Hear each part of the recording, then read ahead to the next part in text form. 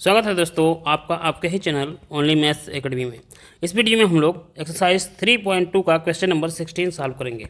तो चलिए देखते हैं क्वेश्चन क्या है। क्वेश्चन है if A is equal to, ये मैट्रिक्स गिवन है, ए की वैल्यू, मैट्रिक्स ए की वैल्यू यहाँ पे गिवन है और क्या कह रहा है, prove that A cube minus 6a² plus 7a plus 2i is equal to 0। ये हमको प्रूव करना है। प्रूफ में क्या देखिए क्या है, यहाँ पे लेफ्ट हैंड साइड में क्या है, ए क्यूब है, तो हमको ए की वैल्यू गिवन है तो पहले ए क्यूब निकालना होगा। और ए क्यूब निकालने, यहाँ पे ध्यान से देखिए, यहाँ पे ए स्क्वायर दिया है, तो ए क्यूब को निकालने के लिए पहले ए स्क्वायर निकालना पड़ेगा। तो चलिए हम लोग पहले ए स्क्वायर निकालते हैं। और यहाँ पे ये मैट्रिक्स का मल्टीप्लिकेशन है, तो यहाँ पे क्या करेंगे, ए स्क्वायर मतलब होता है आपका ए इंटू ए। ए स्क्वायर का मतलब क्या, ए इंटू ए। तो मैट्रिक्स में यहाँ पे दोनों की वैल्यू लिखेंगे, यहाँ पे 1 0 2 और ये हो जाएगा 0 2 1, फिर से यहाँ पे 2 0 3, ये हो गया हमारा। फिर यहाँ पे फिर से ए की वैल्यू a 0 2 और यहाँ पे 0 2 1 2 0 3 हो गया। अब इसका मल्टीप्लाई करेंगे। अब देखिए दो मैट्रिक्स का मल्टीप्लाई हम कब कर सकते हैं, उसके लिए एक शर्त होता है, एक कंडीशन होता है। पहले इसका ऑर्डर लिखिए, तो ये इसका ऑर्डर है 3 × 3, दूसरे वाले मैट्रिक्स का ऑर्डर है 3 × 3। अब मल्टीप्लाई करने के लिए पहले वाले मैट्रिक्स का नंबर ऑफ कॉलम ये वाला और दूसरे मैट्रिक्स का नंबर ऑफ रो इक्वल होना चाहिए। और हम लोग देख रहे हैं कि यहाँ पे दोनों इक्वल हैं, इसका मतलब इन दोनों का मल्टीप्लाई हो सकता है, इन दोनों मैट्रिक्स का मल्टीप्लाई हो सकता है। अगर ऐसा नहीं होता है तो मल्टीप्लिकेशन डिफाइन ही नहीं होता है, हम मल्टीप्लाई नहीं कर सकते। तो चलिए स्टार्ट करते हैं। और मल्टीप्लाई कैसे करते हैं अगर आप लोग नहीं जानते हैं तो मेरा एक वीडियो है, आप डालिए उसमें multiplication of matrices by Rajesh Kumar Gupta, और तो वीडियो तुरंत आ जाएगा, आप उसको देख के समझ लें। तो चलिए हम क्या करेंगे, पहले वाले मैट्रिक्स से रो लेंगे और दूसरे वाले मैट्रिक्स से कॉलम लेते हैं। तो पहले पहला रो लेंगे और बारी बारी से फर्स्ट कॉलम, सेकंड कॉलम और थर्ड कॉलम में मल्टीप्लाई करते हुए आगे बढ़ेंगे। तो करते हैं, यहाँ पे देखें ये हो जाएगा हमारा। हमने क्या किया, फर्स्ट रो ले लिया और फर्स्ट कॉलम और मल्टीप्लाई किया, 1 × 1 लिखेंगे प्लस, फिर 0 और 0 का मल्टीप्लाई करेंगे तो 0 हो जाएगा। और यहाँ पे 2 × 2, 2 × 2 कितना हो गया 4, तो यहाँ पे लिख देंगे 2 × 2 4 ही लिख देते हैं डायरेक्ट, ठीक है। अब फर्स्ट रो का फर्स्ट कॉलम में मल्टीप्लाई हो चुका, अब फर्स्ट रो का सेकंड कॉलम में मल्टीप्लाई करते हैं। तो लिखेंगे 1 0 जा 0, 0 लिखने की जरूरत नहीं है। फिर 0 × 2, 2 भी ये भी 0 हो जाएगा तो लिखने की जरूरत नहीं है। फिर 2 0 जा 0, तो ये तीनों की वैल्यू कितनी आ गई 0, तो यहाँ हमने 0 लिख दिया। अब फर्स्ट रो का सेकंड कॉलम में भी हो गया, अब फर्स्ट रो का थर्ड कॉलम में करेंगे। तो यहाँ से 1 2 जा 2, ये कितना हो गया 2 प्लस लिखेंगे। अब 0 का 1 में मल्टीप्लाई किया तो 0 लिखेंगे नहीं, 2 3 जा कितना हो जाएगा 6, तो यहाँ पे +3 लिख देंगे, +6 लिख देंगे। क्लियर। इसी तरीके से इसको हम सही से बना लेते हैं थोड़ा ये। अब सेकेंड रो लेंगे और बारी बारी से फर्स्ट कॉलम, सेकेंड कॉलम और थर्ड कॉलम में मल्टीप्लाई करते हुए आगे बढ़ते हैं। देखिए सेकेंड रो का फर्स्ट कॉलम में कर रहे हैं, 0 और 1 का मल्टीप्लाई हुआ तो 0, प्लस 2 और 0 का हुआ तो 0, और 1 × 2 हुआ तो 2, यानी कि यहाँ पे आएगा आपका 2, डायरेक्ट मैंने कर दिया। फिर आप सेकेंड रो का सेकेंड कॉलम में करते हैं, तो 0 × 0 हो गया 0, 2 × 2 हो जाएगा आपका 4 यहाँ पे, फिर 1 × 0 हो जाएगा, 0 लिखने की ज़रूरत नहीं है। अब क्या करेंगे हम लोग, सेकेंड रो का थर्ड कॉलम में मल्टीप्लाई करते हैं। तो यहाँ से कि यहाँ 0 है और यहाँ पे 2, 0 और 2 का मल्टीप्लाई हुआ तो 0, 2 और 1 का होगा तो यहाँ पे हो जाएगा आपका 2, ठीक है। और यहाँ पे 1 और 3 का मल्टीप्लाई हुआ तो 3 हो जाएगा ये आपका। क्लियर। अब इसके बाद हम लोग क्या करेंगे, थर्ड वाला रो लेंगे और बारी बारी से फर्स्ट कॉलम, सेकंड कॉलम और थर्ड कॉलम में मल्टीप्लाई करेंगे। तो चलिए करते हैं। अब हम थर्ड रो का फर्स्ट कॉलम में मल्टीप्लाई कर रहे हैं, तो 2 1 जा कितना हो जाएगा 2, तो यहाँ लिखेंगे 2 प्लस 0 × 0 करेंगे तो 0 आ जाएगा, लिखने की जरूरत नहीं। 3 × 2 करेंगे तो कितना आ जाएगा 6, यहाँ पर लिख देते हैं +6। क्लियर। अब थर्ड रो का सेकेंड कॉलम में मल्टीप्लाई करते हैं, 2 × 0 हो जाएगा आपका 0, 0 × 2 हो जाएगा 0, 3 × 0 हो जाएगा 0, यानी कि यहाँ पे आ जाएगा आपका 0। क्लियर। अब थर्ड रो का थर्ड कॉलम में मल्टीप्लाई करते हैं, 2 2 जा कितना हुआ 4, तो यहाँ लिखेंगे 4 प्लस 0 और 1 का मल्टीप्लाई होगा तो 0 नहीं लिखेंगे, 3 का 3 में हुआ तो 9, 3 3 जा 9, ये आ गया, ठीक है। अब इसको हम सॉल्व करते हैं, तो यहाँ पे a² लिख देते हैं, a²। तो यहाँ पे कितना आया 1 1 जा 1, 1 + 4 हो जाएगा आपका 5, 0 और यहाँ पे ये हो गया 8, 2 4 और 5, ये हो जाएगा 8 0 और 13। तो ये किसकी वैल्यू आई, अभी ये वैल्यू है a² की, किसकी वैल्यू है a² की, ठीक है। ये ए स्क्वायर की वैल्यू हो गई। अब हमको क्या करना है, ए क्यूब की भी वैल्यू फाइंड करनी थी हमको। जब ए क्यूब की वैल्यू फाइंड करनी है तो उसको हम इस तरह से लिखेंगे, a cube is equal to a square into a लिखते हैं, इस तरह से लिखते हैं। क्लियर। अब देखिए यहाँ पे पहले ए स्क्वायर की वैल्यू लिखेंगे, उसके बाद क्या करेंगे, ए की वैल्यू लिखेंगे, फिर उसके बाद मल्टीप्लाई करेंगे। तो ए स्क्वायर कितना है हमारा 508, यहाँ पे लिखेंगे 2 4 और 5, यहाँ पे 8 0 और कितना हो जाएगा आपका 13 हो गया। अब यहाँ पे ए की वैल्यू लिखते हैं, किसकी वैल्यू, ए की। अब देखिए ए की वैल्यू थी कितनी, ध्यान से देखिए 102, मैंने अलग से लिख के रखा है तो उसमें से लिख दे रहे हैं, नहीं तो ऊपर करना पड़ेगा, वीडियो ज़्यादा लंबी हो जाएगी। तो ये हो जाएगा 021, ठीक है। और यहाँ पे है आपका 203 था। अब हमको ए क्यूब की वैल्यू निकालनी है, तो इसका फिर से मल्टीप्लाई करते हैं सेम तरीके से। दोनों का आर्डर जो है 3 × 3 है, तो जो कंडीशन होना चाहिए मल्टीप्लिकेशन के लिए वो भी यहाँ पे अप्लाई हो जाता है। तो चलिए आगे बढ़ते हैं। फर्स्ट रो का first column, second column, third column में करते हैं, जैसे किए हैं वैसे ही करते हुए आगे बढ़ते हैं।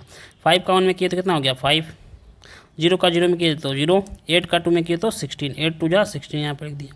फिर फर्स्ट रो का सेकंड कॉलम में 5 0 जा 0, 0 2 जा 0, 8 0 जा 0, यानी कि ये आ गया कितना 0। फर्स्ट रो का थर्ड कॉलम में 5 2 जा कितना हो गया 10, 0 का 1 में किए तो 0, 8 का 3 में किए तो 8 3 जा 24, यहाँ पे लिख देंगे 24। क्लियर। अब सेकेंड रो को उठाएंगे और फर्स्ट कॉलम में करते हैं, तो 2 1 जा 2, तो यहाँ लिखेंगे 2 प्लस 4 और 0 का मल्टीप्लाई होगा तो 0 हो जाएगा। फिर 5 × 10 2 करेंगे तो कितना हो गया 10, तो यहाँ लिख दिया +10।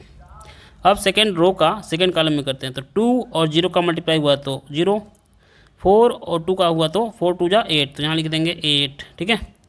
अब प्लस 5 और 0 का मल्टीप्लाई हुआ तो 0, 0 लिखने की ज़रूरत नहीं है, तो यहाँ पे 8 ही रहेगा बस। क्लियर।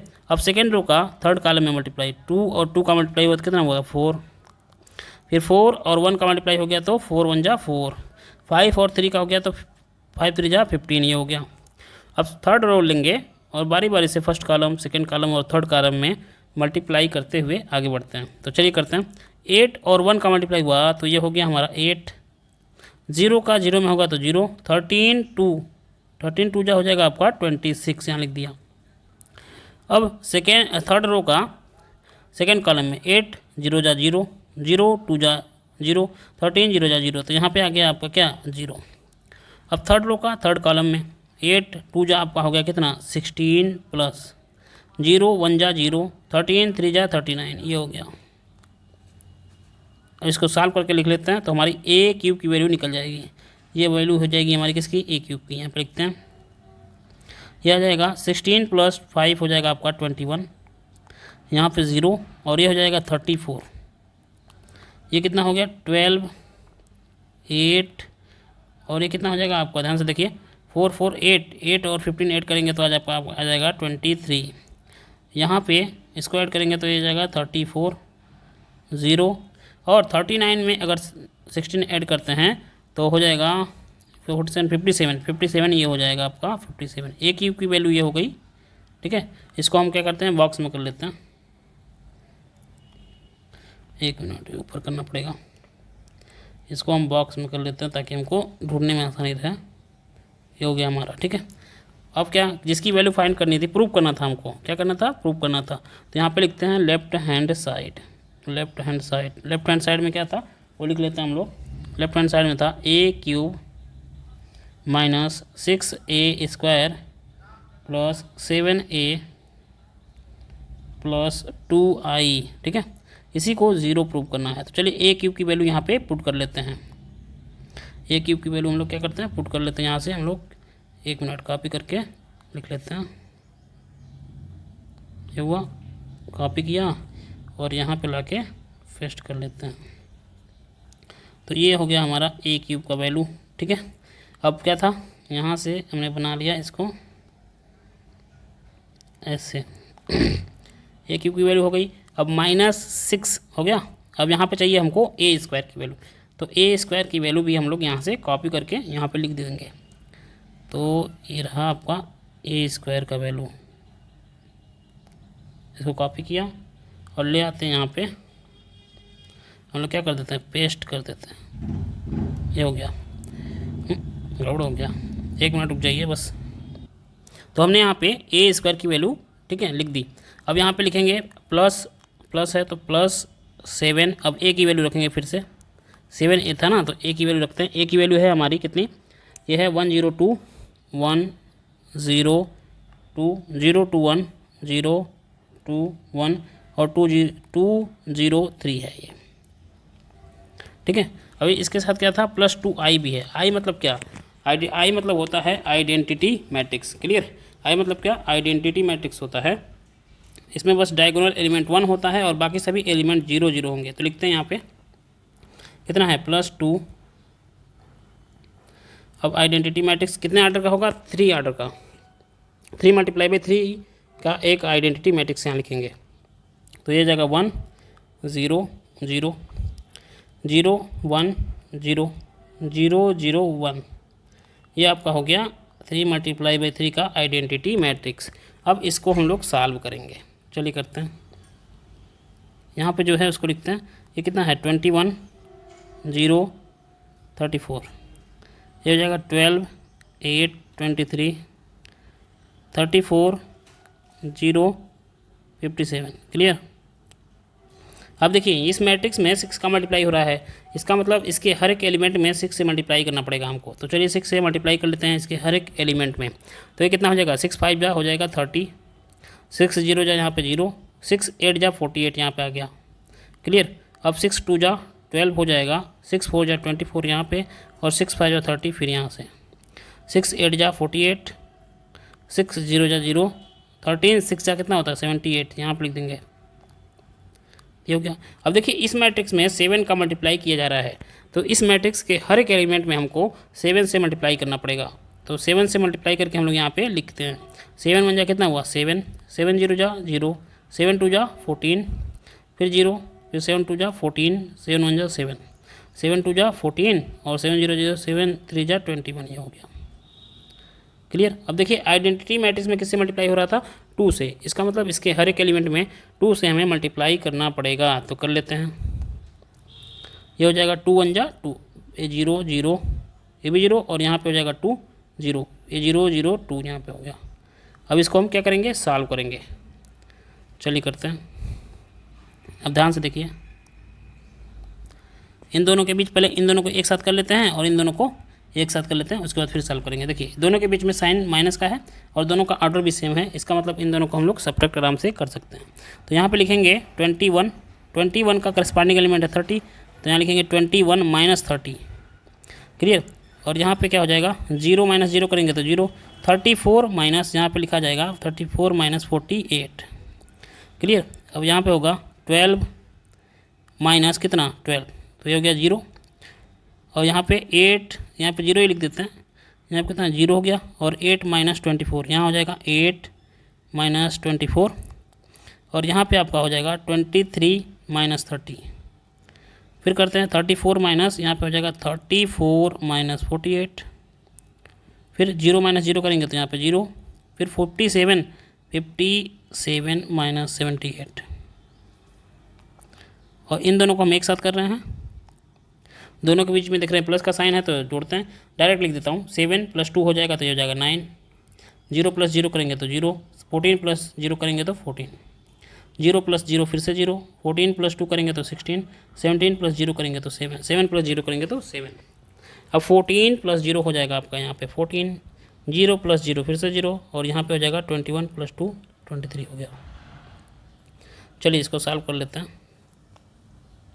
ये कितना आ गया -9 0, और यहाँ पे देखिए कितना आएगा, हम लोग इसमें से 48 में से 34 को माइनस करना है, तो यहाँ पे आ गया आपका कितना 4, यहाँ पे 14 आ गया -14।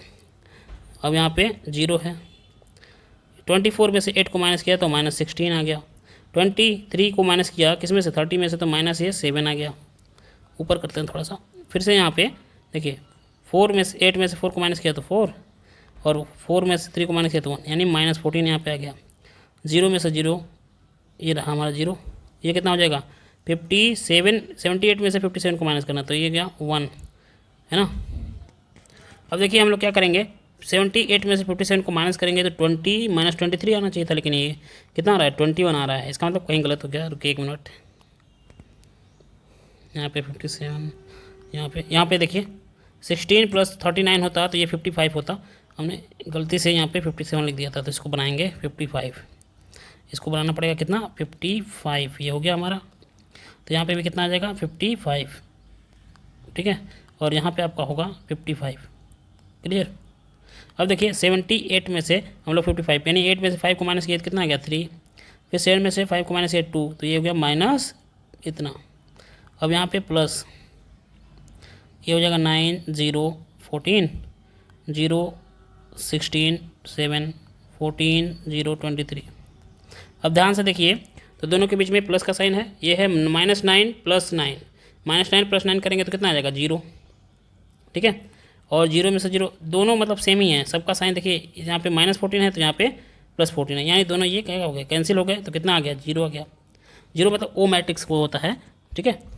अगर हम लोग इसको माइनस करेंगे तो हमारा जो आंसर आएगा ऐसे आएगा 0 0 0 0 0 0 0 0 0, ठीक है। और इसी को लिख सकते हैं ओ मैट्रिक्स या जीरो मैट्रिक्स बोलते हैं, ओ से इसको डिनोट करते हैं। तो ये आपका यहाँ पे प्रूव हो गया, इसको बोलेंगे हेंस प्रूव्ड। अगर वीडियो अच्छी लगी हो तो प्लीज़ चैनल को सब्सक्राइब करिए, लाइक करिए और कमेंट कर लिए, ठीक है। धन्यवाद।